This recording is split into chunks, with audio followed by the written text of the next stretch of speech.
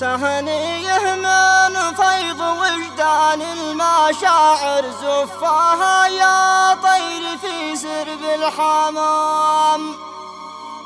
زفها لابن انعم الشبل المثابر، منها للجودات والطيب هشام، والتهاني شلها يا طير عابر، باسم ابو حمزه المرفوع المقام. تهنية كتب كلماتها ابو حمزه ماجد صالح سكران من اهالي الرياشيه ردع، واهداها للعريس الغالي هشام علي انعم، فالف الف مبروك. اداء ابو مهند الراعي، هندسه واخراج هشام الكوماني.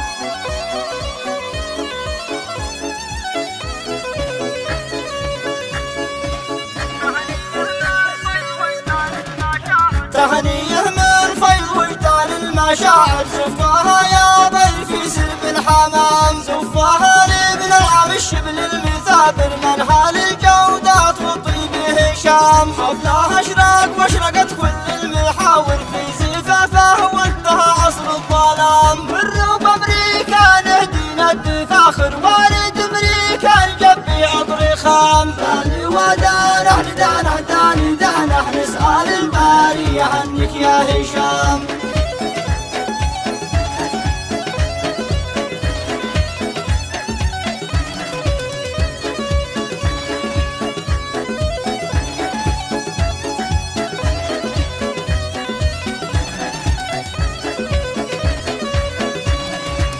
والتهاني شلها يا طير عابر، باسم ابو حمزه المرفوع المقام، يا هشام اليوم حفلك بات نادر، عزواتك واهلك من الناس الكرام، مكتاسيه بالنقابه وظاهر، صيتها من عهد جبع وارتسام، للشهامه والوفاء معناق جاسر، والشجاعه درع والنخوه حزام، داني ودانه دانه داني دانه، نسأل الباري يهنيك يا هشام.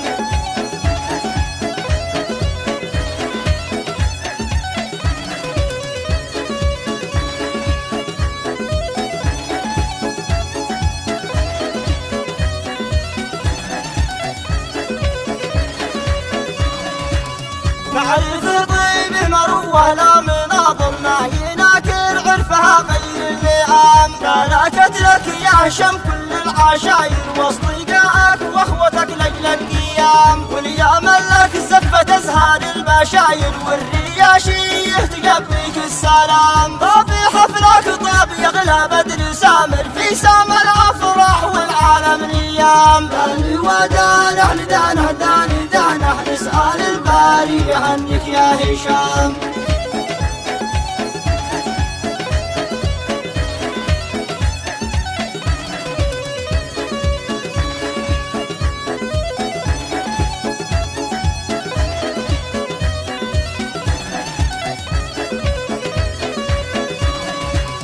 طال الحفل ذي كم لي مناظر، طلاته واحضر مع الليث الهمام، كم تمنيت اننا في الحفل حاضر، جنبي نجم الحفل واحظي بالهمام، لكن اقدر ابعد خط المسافر، غربة المشتاق لو ضارت حرام، قد تحريت والدي نبض الخواطر، والوالد حمزه باسم الناس عام، والختم صليت على طيب وطاهر،